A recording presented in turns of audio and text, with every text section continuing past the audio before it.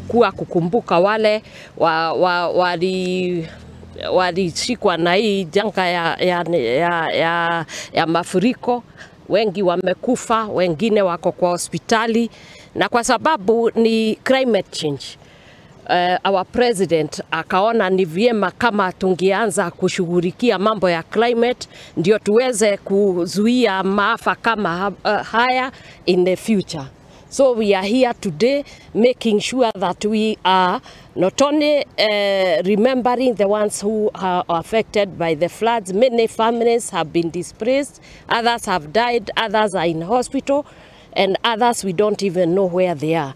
And so as we come today, we are just looking into a situation that we can be able to change. Every person, every individual, wherever you are, you ought to take care of the environment. I think now we are starting to understand the divine order.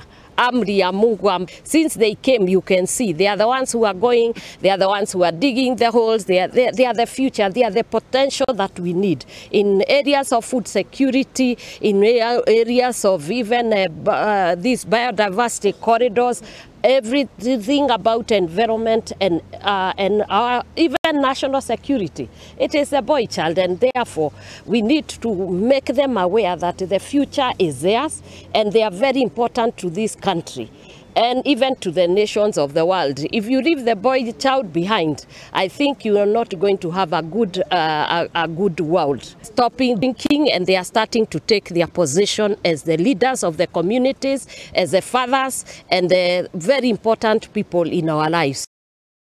Thirikari nĩ ĩkĩranĩire gũkorwo ĩkĩigithia mũigana wa ciringi milioni 500